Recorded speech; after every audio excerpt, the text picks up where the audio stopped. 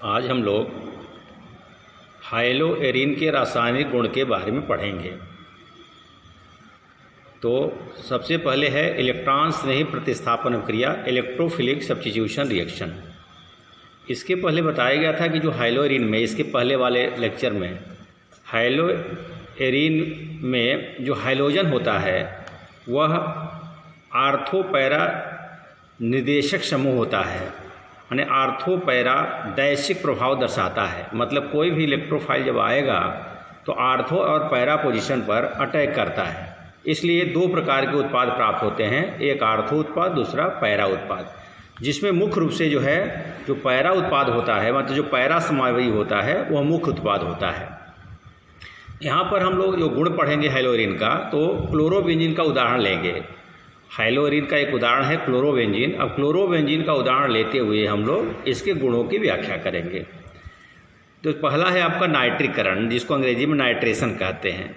अब देखिए, ये जो इलेक्ट्रॉन स्नेही प्रतिस्थापन क्रियाएँ हैं, ये सभी प्रकार के एरोमेटिक यौगिक जो होते हैं, चाहे वो आपका क्लोरोबेंजीन हो, चाहे फिनाल हो, एनिलीन हो, टॉल्यूइन हो, बेंजीन हो, ये सब के सब जो है इलेक्ट्रॉन स्नेही प्रतिस्थापन क्रिया प्रदर्शित करते हैं। उसमें जो प्रमुख रूप से आपके प्रतिस्थापन क्रियाएं हैं वो नाइट्रीकरण है, हैलोजनीकरण है, सल्फोनीकरण है, फ्रीडल क्राफ्ट क्रिया है। ये जितने भी एरोमेटिक यौगिक हैं, ये सभी प्रकार के जो है वो इलेक्ट्रॉन स्नेही प्रतिस्थापन क्रियाएं प्रदर्शित करते हैं। इसमें सबसे पहले हम लोग ले रहे हैं नाइट्रीकरण। तो किसी भी अगर एरोमेटिक यौगिक का नाइट्रीकरण कराया जाता है तो शांत सल्फ्यूरिक अम्ल की उपस्थिति में शांत नाइट्रिक अम्ल से क्रिया कराया जाता है। तो जब क्लोरोबेंजीन की क्रिया शांत सल्फ्यूरिक अम्ल की उपस्थिति में शांत नाइट्रिक अम्ल से कराया जाता है, तो बताया गया ना कि दो प्रकार के उत्पाद प्राप्त होंगे।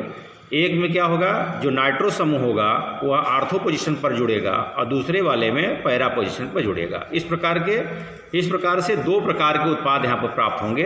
एक को कहेंगे हम आर्थोक्लोरो। देखिए, अगर नाइट्रो समूह है तो ये आर्थो पोजीशन है, तो ये आपका आर्थोक्लोरो नाइट्रोबेंजीन इसको कहेंगे। और देखिए, ये आपका ortho position, Meta para position, para position पर क्लोरीन है तो कहेंगे पैरा क्लोरो नाइट्रोबेंजीन। माने दो प्रकार के उत्पाद प्राप्त होंगे। इसी प्रकार से जब हाइलोजनीकरण करते हैं तो हाइलोजनीकरण जानते हैं कि FeCl3 ये आपका जो है कह सकते उत्प्रेरक के रूप में काम करते हैं। तो FeCl3 या FeBr3 की उपस्थिति में, फेरिक क्लोराइड या फेरिक ब्रोमाइड की उपस्थिति में जब हम क्लोरोबेंजीन की क्रिया क्लोरीन या ब्रोमीन से कराते हैं तो वही आर्थो पोजीशन पर और पैरा पोजीशन पर क्लोरीन या ब्रोमीन जुड़ जाता है। मतलब यहाँ पर Cl2 भी लिख सकते हैं, Br2 भी लिख सकते हैं। यहाँ पर FeCl3 की जगह FeBr3 भी लेंगे। अगर हम Br2 लेते हैं तो यहाँ Br जुड़ जाएगा।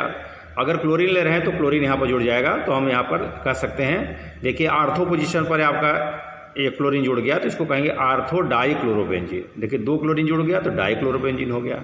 ये पैरा पोजीशन पर दूसरा क्लोरीन जुड़ा हुआ है तो इसको कहेंगे हम पैरा डाई क्लोरोबेंजीन। तो इस प्रकार से हैलोजनीकरण जब करते हैं तो दो प्रकार के उत्पाद में प्राप्त होते हैं, जिसमें मुख्य उत्पाद आपका पैरा उत्पाद होता है। अगला है सल्फोनीकरण। देखिए, किसी भी एरोमेटिक यौगिक का जब सल्फोनीकरण करते हैं तो शांत सल्फ्यूरिक अम्ल के साथ क्रिया कराए जाते हैं। तो सल्फोनीकरण जब होता है तो हम लोग जानते हैं कि सल्फ्यूरिक अम्ल में, जो सल्फ्यूरिक अम्ल आप देख रहे हैं, तो इसमें देखिए दो भाग होता है आपका OH- और ASO3H। इसको सल्फोनिक अम्ल समूह कहते हैं।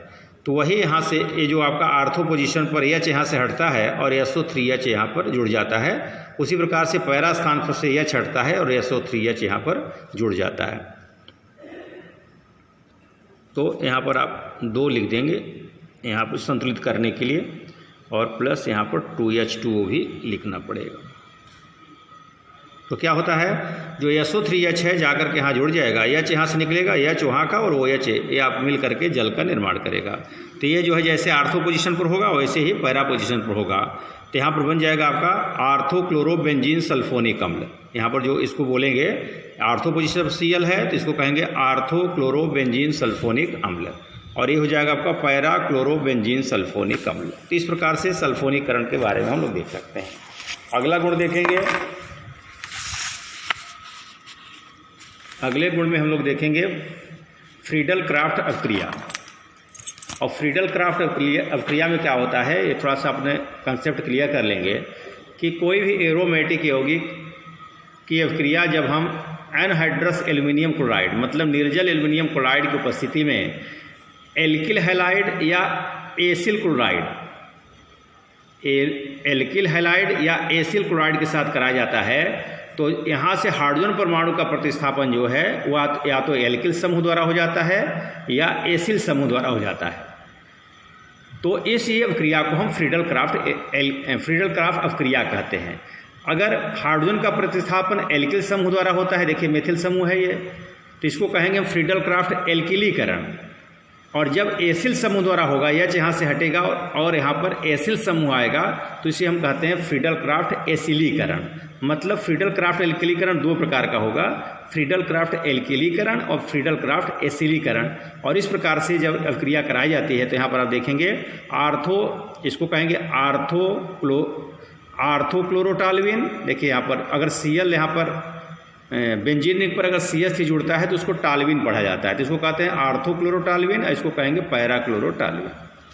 फिर इसी प्रकार से जब एसिलीकरण होगा तो यहाँ पर एसिल समूह COCH3 समूह यहाँ पर H की जगह आ जाएगा।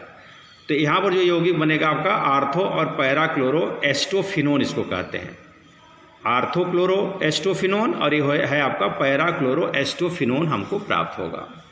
ये तो इलेक्ट्रॉन स्नेह प्रतिस्थापन अभिक्रियाएँ थी। अब कुछ हम नाभिक स्नेह प्रतिस्थापन अभिक्रियाएँ देखेंगे। हम लोग जानते हैं कि नाभिक स्नेह प्रतिस्थापन अभिक्रिया किसे कहते हैं? जब किसी परमाणु अथवा समूह के स्थान का प्रतिस्थापन नाभिक स्नेही अभिकर्मक द्वारा होता है। नाभिक स्नेही अभिकर्मक क्या होते हैं?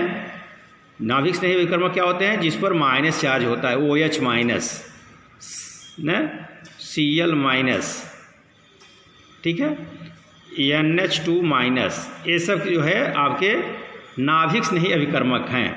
तो जब किसी भी परमाणु का प्रतिस्थापन इनके द्वारा अगर होगा, मतलब हाइड्रोक्सिल समूह, क्लोराइड या एमाइड समूह द्वारा होगा, तो इस क्रिया को हम कहेंगे नाभिक स्नेह प्रतिस्थापन क्रिया। तो यहाँ पर जो क्लोरोबेंजीन है, क्लोरोबेंजीन में क्लोरीन परमाणु का प्रतिस्थापन यहाँ पर हाइड्रोक्सिल समूह द्वारा हो रहा है। देखिए H यहाँ से निकलेगा, Cl यहाँ से निकलेगा और OH यहाँ पर आ जाएगा। तो जब यहाँ पर देखिएगा क्लोरोबेंजीन की अभिक्रिया 300 वायुमंडलीय दाब तथा 623 केल्विन ताप पर जब सोडियम हाइड्रोक्साइड से कराया जाता है तो ये फिनाल प्राप्त होता है।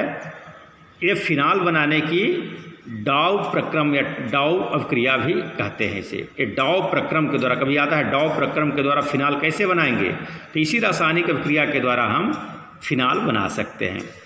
माने यहाँ पर जो पहले वाले में क्या हुआ, क्लोरीन जो परमाणु है इसका प्रतिस्थापन OH समूह के द्वारा हुआ। देखिए Cl यहाँ से हट गया, OH आ गया। इसी प्रकार से हाइड्रोजन परमाणु का जो है वह NH2 समूह द्वारा प्रतिस्थापन होगा। तो ये कंडीशन इसका क्या होगा, जब क्लोरोबेंजीन की अभिक्रिया हम अमोनिया के साथ कराएंगे उच्च दाब तथा 475 केल्विन ताप तथा क्यूप्रस ऑक्साइड की उपस्थिति में, तो जो Cl है Cl यहाँ से हट जाएगा और NH2 समूह यहाँ पर आ जाएगा। यहाँ से Cl हटेगा, यहाँ से H निकलेगा, यहाँ से HCl बन जाएगा। मतलब यहाँ Cl हट करके यहाँ पर NH2 आ गया। तो हम कहेंगे कि हाइड्रोजन परमाणु का माने क्लोरीन परमाणु का प्रतिस्थापन NH2 द्वारा हो जाता है और हमें प्राप्त होता है एनिलीन।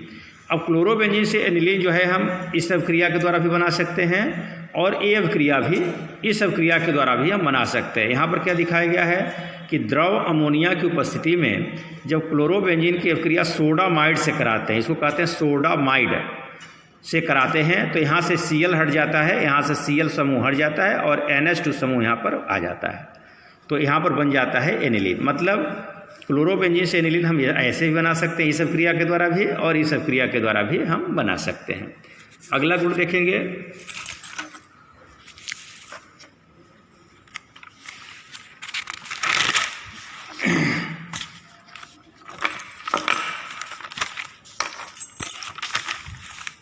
देखेंगे अगला। तो अगला है आपका हाइड्रोजन परमाणु का यहाँ पर साइनाइड समूह द्वारा CN समूह द्वारा इसका प्रतिस्थापन दिखाया गया है। तो जब क्लोरोबेंजीन की अभिक्रिया हम पिरिडीन की उपस्थिति में 475 केल्विन ताप तथा 50 वायुमंडलीय दाब पर कराते हैं तो Cl यहाँ से हट जाता है और CN आ जाता है। तो ये बन जाता है आपका साइनोबेंजीन।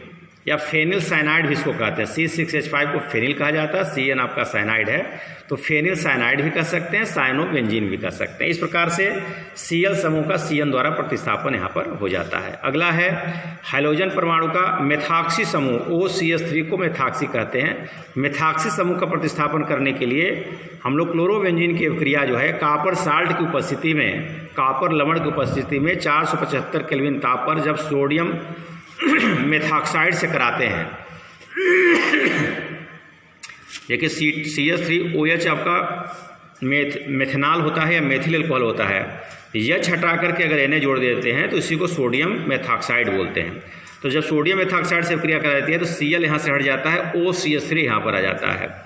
तो देखिए C6H5OCH3 जिसको एनिसॉल कहते हैं, इसको एनिसाल भी कहते हैं या इसको हम मेथिल एथिल ईथर भी कहते हैं। एनिसाल एक प्रकार का ईथर है, देखिए O बीच में है, CH3 और फेनिल समूह, तो मेथिल एथिल ईथर भी इसको कहा जाता है। इस प्रकार से ये आपका जो है नाभिक स्नेह प्रतिस्थापन अभिक्रिया था। अब कुछ अन्य अभिक्रियाओं के बारे में देखेंगे जो बहुत इंपॉर्टेंट है। जैसे ईथर की उपस्थिति में जो क्लोरोबेंजीन की अभिक्रिया हम मैग्नीशियम से कराते हैं तो ग्रिग्नार्ड विकर्मक प्राप्त होता है, Mg इसके साथ जुड़ जाता है, C6H5MgCl फेनिल मैग्नीशियम क्लोराइड। एक प्रकार का क्या है, ग्रिग्नार्ड विकर्मक है। हम लोग जानते हैं ग्रिग्नार्ड विकर्मक का समान सूत्र RMgX होता है। R की जगह कोई फेनिल समूह भी हो सकता है और कोई एल्किल समूह भी हो सकता है।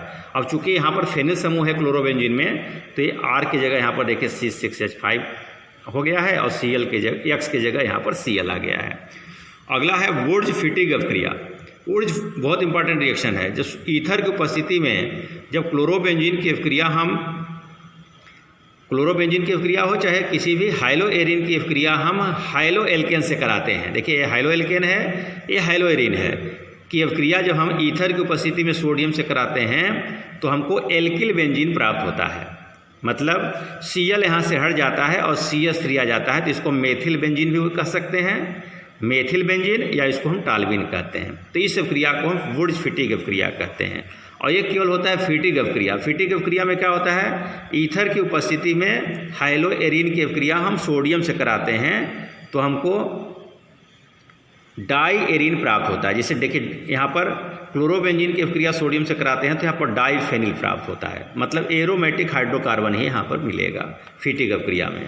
और ये लास्ट वाला बहुत इंपॉर्टेंट रिएक्शन है, आता है परीक्षा में, कैसे प्राप्त करेंगे क्लोरोबेंजीन से DDT। तो देखिए एक क्लोरोबेंजीन है, क्लोरोबेंजीन के 2 अणु लिया गया है, और एक क्लोरल है CCl3CHO क्लोरल। जैसे CH3CHO आपका एस्टल्डिहाइड होता है या एथेनल होता है, तो यह हटाकर अगर 3 Cl जोड़ देते हैं तो वही क्लोरल कहलाता है।